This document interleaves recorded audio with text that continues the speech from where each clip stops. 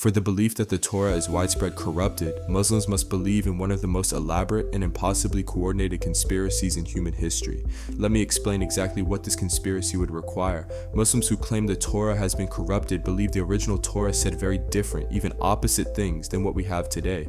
They believe the original Torah said Ishmael, not Isaac, was the son of the covenant. They believe the original said Ishmael was the son Abraham bound on the altar. They believe Muhammad was clearly prophesied by name or description in the original text. They believe Aaron was innocent and did not help make the golden calf. They believe Jacob reacted to the news of his beloved son's death with calmness, knowing the son is actually alive, not dead. According to the widespread Torah corruption conspiracy theory, Muslim believe Jewish conspirators systematically changed all of this over time. Muslim claim Jews changed every reference from Ishmael to Isaac for the covenant promise. Muslims claim Jews erased every prophecy of Muhammad from the text. Muslims claim Jews did this so thoroughly that not a single trace of the original remained anywhere in the world. Now here's where this conspiracy becomes absolutely impossible. The Torah was not preserved by a single community that could unilaterally change it. It was preserved by multiple independent communities across different regions who often hated each other. For this corruption to succeed, all of these hostile groups would need to participate in the exact same changes with perfect coordination. Consider the Qumran community who preserved the Dead Sea Scrolls from around 250 BC to 70 AD. They were isolated sectarians who separated from mainstream Judaism because they considered the Jerusalem priesthood corrupt. Why would they participate in a conspiracy led by the Jerusalem establishment they despised, yet their Torah says Isaac? Then consider the Samaritan community who preserved the Samaritan Pentateuch after splitting around 400 BC. They built a rival temple and despised mainstream Jews so much they had no dealings with them, yet their Torah also says Isaac. Then we have the Alexandrian Jewish community that produced the Septuagint around 250 BC, and they also read Isaac.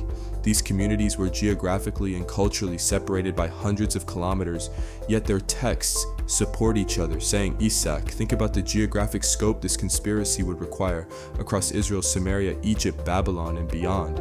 It would need to include communities across Europe, North Africa, Yemen, and everywhere Jews settled throughout the ancient world. All these dispersed communities with no rapid communication and many with mutual hostility would all need to make identical changes without a single refusal. Now consider the timeline problem of when such corruption could have occurred. Could it have happened before 400 BC? No, because the Samaritan Pentateuch split off around then, and it matches later readings. The corruption would need to predate the split, meaning it happened while prophets were still active, which contradicts other claims. Could it have happened between 400 BC and 250 BC? No, because the Septuagint from around 250 BC also matches those readings. Could it have happened between 250 BC and the Dead Sea Scrolls period? No, because the Dead Sea Scrolls match later texts. The Qumran sectarians who considered mainstream Judaism corrupt would need to be part of the conspiracy, yet their texts match. Could it have happened after the Dead Sea Scrolls were hidden in 70 AD? No, because they remained untouched until discovery in 1947. Could it have happened after Muhammad in 632 AD? No, because the Quran already affirms the Torah, and the Dead Sea Scrolls predate Muhammad by over 600 years. There is simply no plausible window in history where such a worldwide, perfectly coordinated erasure could have happened.